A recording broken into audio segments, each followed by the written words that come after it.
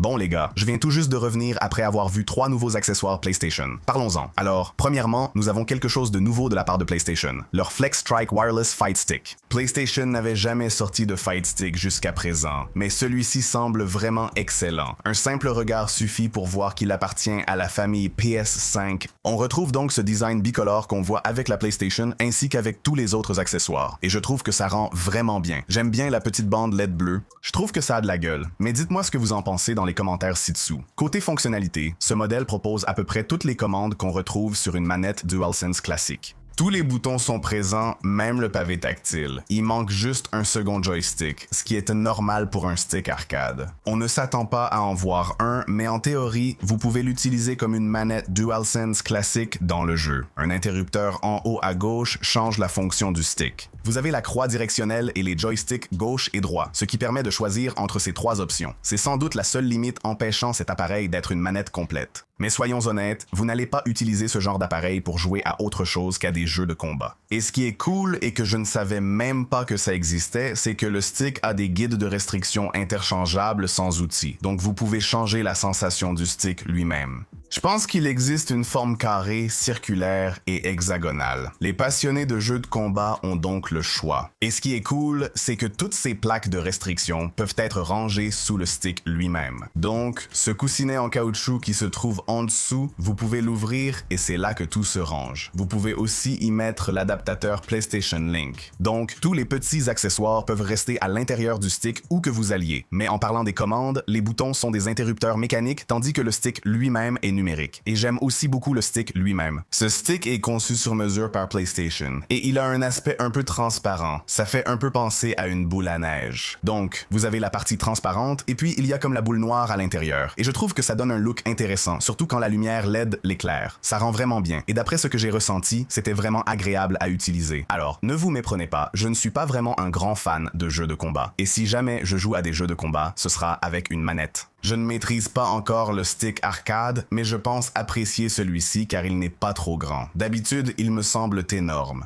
Celui-ci, il est vraiment confortable à utiliser sur les genoux. Ce n'est pas mal du tout parce qu'il a un revêtement en caoutchouc en dessous, donc il ne bouge pas beaucoup. Si tu le poses sur une table pour jouer, il ne bouge pas. J'aime bien la sensation générale. C'est agréable, tout comme les boutons. Oscar, tu en penses quoi après l'avoir testé? Ces boutons étaient très agréables. Oscar est tout excité parce qu'il a réussi quelques combos dans Marvel Token. Et maintenant, il pense que c'est incroyable. Ils étaient corrects. Non, ils étaient vraiment bons. Ils étaient super agréables. Ne jouant pas avec des sticks d'arcade, je me suis senti très à l'aise avec celui-ci. Maintenant, ce qui est intéressant avec le stick d'arcade de Sony ici, c'est qu'il va pouvoir fonctionner avec l'adaptateur PlayStation Link, ce qui veut dire qu'il sera sans fil, mais tu pourras aussi jouer en filaire. Pour les joueurs compétitifs de jeux de combat, pas d'inquiétude, ils fonctionnent toujours avec un câble. Sony mise surtout sur leur technologie sans fil et l'adaptateur PlayStation Link pour garantir une très faible latence. D'après ce que j'ai pu constater, mais bon, je ne suis pas un joueur compétitif. Je jouais sans problème, mais un vrai compétiteur ressentirait peut-être autrement. J'ai des cousins passionnés de jeux de combat, ils pourraient tester pour moi. Sacha Lucci, viens, aide-moi à le tester. Oui, vous pouvez utiliser ce truc sans fil. Ce qui est bien avec l'adaptateur PlayStation Link, c'est que si quelqu'un vient chez vous avec le Flex Strike Fight Stick, vous pouvez jouer tous les deux avec le même adaptateur. Et si vous avez le casque Pulse ou les écouteurs Pulse, vous pouvez aussi les connecter en même temps. Je crois que l'adaptateur Link prend en charge jusqu'à 8 appareils en même temps. Je ne sais pas si beaucoup de gens se retrouveront avec autant d'appareils appairés en même temps. Mais même si vous ajoutez simplement des écouteurs et peut-être un autre Fight Stick, je suis curieux de voir si cela change les performances d'une quelconque manière. Et l'adaptateur Link fourni est en fait en USB-C. Je crois que ça a changé maintenant. Avant, c'était en USB-A, donc maintenant, il y a un adaptateur USB-C et un étui de transport est aussi fourni. L'étui de transport est assez simple. Il y a quelques poches si vous voulez emmener par exemple un chargeur portable et peut-être quelques autres objets. Mais ce que j'apprécie, c'est que Sony a fait attention à bien protéger le stick lui-même.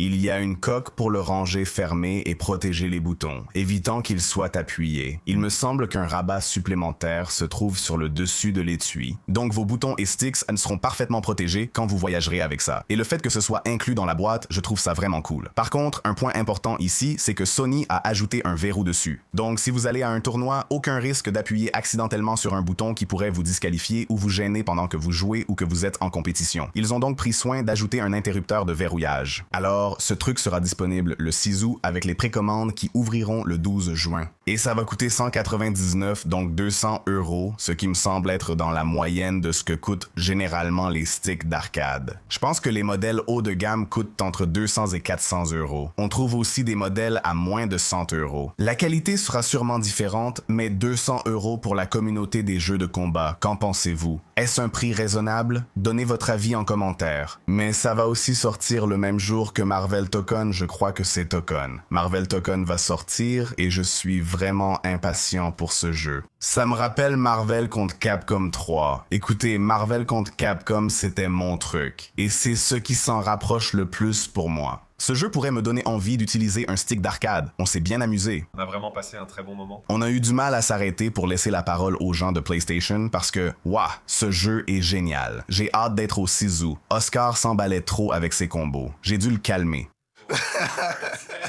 Dis ce que tu veux. J'ai eu la victoire. Maintenant, le suivant m'a vraiment surpris. Je crois que j'ai raté l'annonce de Sony à ce sujet, mais ils ont un nouveau moniteur de jeu PlayStation de 27 pouces. C'est leur premier moniteur de jeu. Et si tu es comme moi, tu te demandes sûrement, et la télé 3D PlayStation qu'ils avaient faite alors? Eh bien, en fait, ils l'appelaient l'écran 3D PlayStation. Donc je ne sais pas pourquoi ça ne compte pas. Si tu es un ancien, tu te souviens sûrement que c'était dans presque toutes mes vidéos.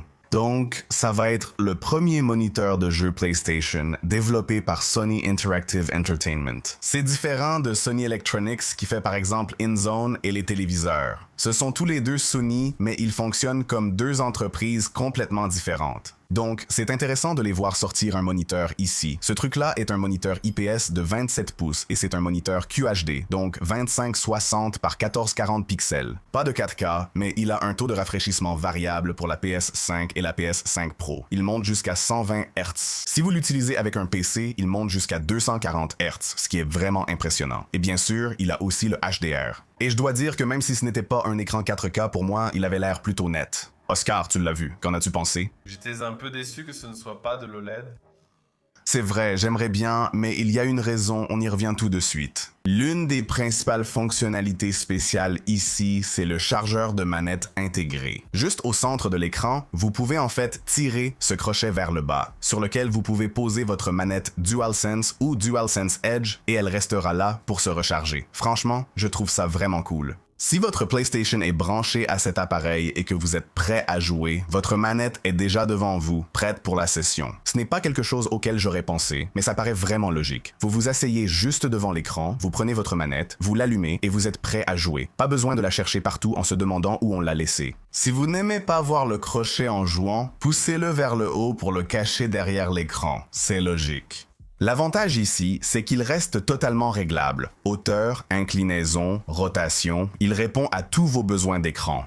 Vous devez appuyer sur un bouton pour faire ça. Tu as raison, c'est un vrai souci du détail de la part de Sony, car pour baisser l'écran, il faut appuyer sur le bouton à l'arrière du support. Et cela fait en sorte que tu dois être intentionnel quand tu baisses l'écran pour éviter de simplement le faire tomber un jour, d'oublier que le crochet est là et de peut-être le casser accidentellement. Pendant qu'on évoque l'arrière de l'écran, parlons des ports. Il y a deux ports HDMI 2.1, tu as aussi un DisplayPort 1.4 ainsi que deux ports USB-A et un port USB-C. Donc tu peux utiliser ça comme un hub pour ta PS5, tu peux brancher ton adaptateur PlayStation Link et d'autres accessoires. L'écran dispose aussi de haut-parleurs intégrés. On n'a pas entendu les haut-parleurs, mais je suis pour un écran qui en possède. C'est toujours positif. Maintenant, veuillez mettre la vidéo en pause. Dites-moi à quel prix vous pensez que cela coûterait chez PlayStation. Hakim, combien tu penses que ça va coûter? 200. Tu triples, mon pote.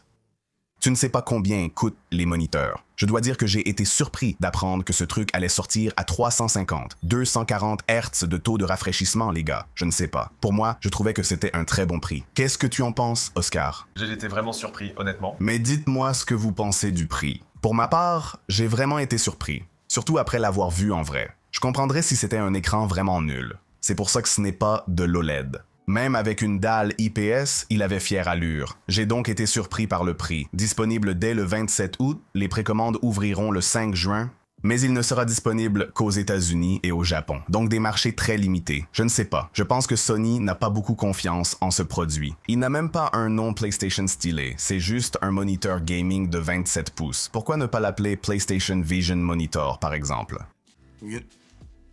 Bref, ouais, ils testent juste un peu le terrain. Ils ne savent pas s'ils veulent vraiment s'engager là-dedans. On le voit à la disponibilité limitée selon les régions et au nom. J'ai l'impression qu'on n'en verra pas beaucoup. Donc si ça t'intéresse, tu ferais mieux de l'acheter dès que possible. Moi, je sais que je vais le faire. Alors, la dernière chose qu'on a vue, c'était les enceintes sans fil Pulse Elevate de PlayStation. J'ai l'impression qu'on entend parler de ces enceintes depuis un moment maintenant et on a enfin pu les voir en vrai et les écouter. Et je dois dire, les gars, ces deux petites enceintes sont vraiment impressionnantes. Comme je l'ai dit, ce sont des enceintes sans fil. Elles utilisent donc aussi l'adaptateur PlayStation Link. Elles seront disponibles en deux couleurs. On a la version noire et la version blanche. Et sur le dessus de chaque enceinte, vous avez les mêmes boutons. Vous avez le bouton d'alimentation, les commandes de volume et vous avez aussi le bouton du micro. Non seulement ce sont des enceintes, mais il y a aussi un microphone dont on parlera dans un instant. Écouter ces enceintes, c'était vraiment fou.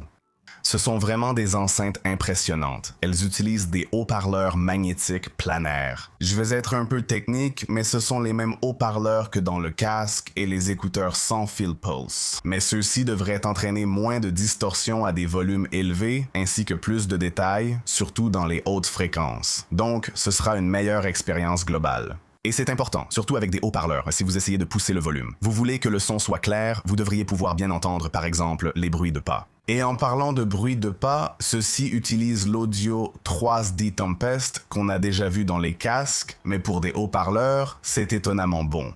Alors, évidemment, il n'y en a que deux, mais quand je testais ce truc, on aurait dit qu'il y avait un canal central, comme s'il y avait un haut-parleur juste au milieu des deux.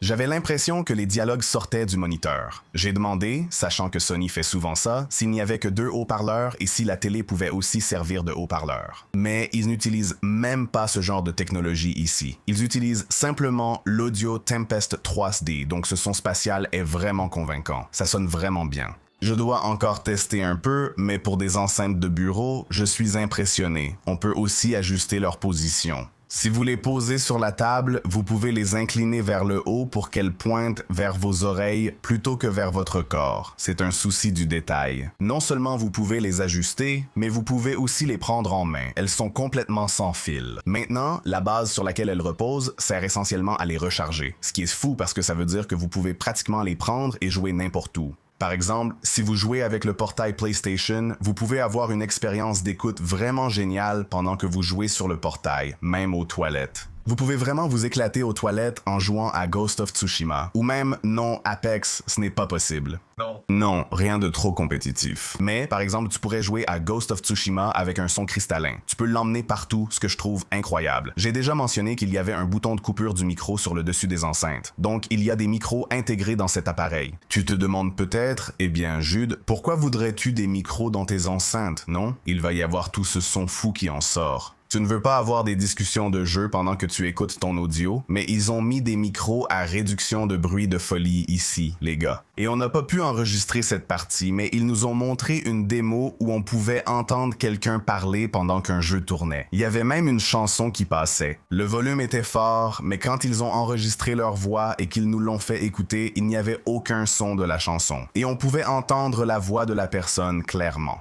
On aurait dit qu'une réduction de bruit était utilisée, mais on entendait la personne très clairement, sans bruit de fond. Vous pouvez donc utiliser ces enceintes pour discuter en jeu sans craindre que l'autre entende des échos. Ils n'entendront que votre voix. Je crois que ce sont les premiers haut-parleurs à offrir cela. Jouer, entendre le jeu et ses coéquipiers, utiliser les micros intégrés pour parler sans aucun souci. C'est vraiment cool. Voilà les gars. On n'a aucune idée du prix que ça va coûter. Et on ne sait pas non plus quand ça va sortir. Ça me dit que Sony prend vraiment son temps avec ce produit. Et je ne m'attends pas à ce que ce soit bon marché. Le son était vraiment excellent. Avec toutes ces fonctionnalités et micros, surtout les transducteurs magnétiques planaires, ça ne sera pas donné. Selon vous, quel sera le prix?